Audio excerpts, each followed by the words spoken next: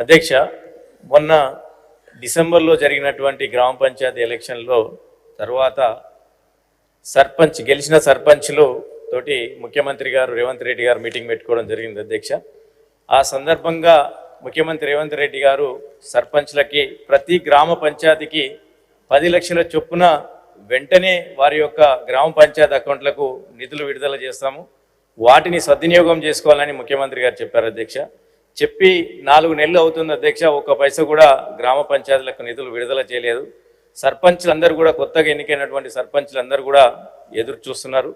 15th commission ద్వారా మొన్న కొద్ది డబ్బులు వచ్చినాయి, కేంద్ర ప్రభుత్వం రిలీజ్ చేసినాయి, కానీ అవి ఏ రకంగా కూడా వారికి సరిపోవడం లేదు.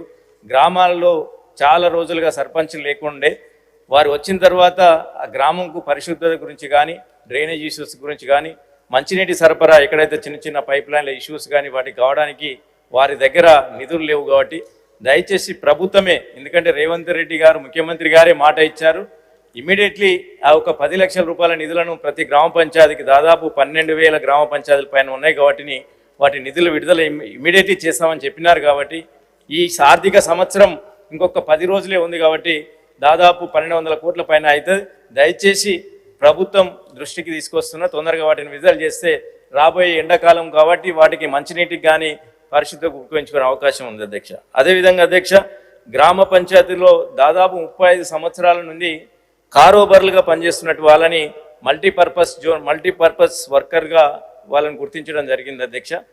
దాని తర్వాత వాళ్ళు ఇంటి పన్నుకు కానీ, అదేవిధంగా గ్రామ పంచాయతీలు పరిశుద్ధి చేయడం గురించి కానీ ఇతర పనులు కూడా చేపిస్తున్నారు.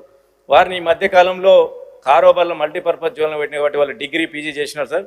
వాళ్ళను ఈ మధ్యకాలంలో కొత్తగా గ్రామ పంచాయతీలు అయిన తర్వాత వాళ్ళని డ్రైనేజ్ పనులకని వేరే పనులకని కూడా యూజ్ చేస్తున్నారు. కాబట్టి వాళ్ళు కోరుతున్నది ఏంటంటే అధ్యక్ష, మమ్మల్ని గ్రామ పంచాయతీ సెక్రటరీ కింద అసిస్టెంట్ సెక్రటరీగా నియమించాలని ప్రభుత్వానికి కూడా చాలాసార్లు విన్నపించుకున్నారు అధ్యక్ష. దాదాపు 4,337 మంది వాళ్ళు ఉన్నారు అధ్యక్ష. మానవత దృక్పథంతో ఆలోచించి వాళ్ళని గ్రామ పంచాయతీ సెక్రటరీ, ఎందుకంటే వాళ్ళు డిగ్రీలు పీజీలు చేసి కారోబార్గా వచ్చారు అధ్యక్ష, వాళ్ళను కారోబార్ నుంచి తీసేసి మల్టీపర్పస్ వర్కర్గా ప్రకటించారు.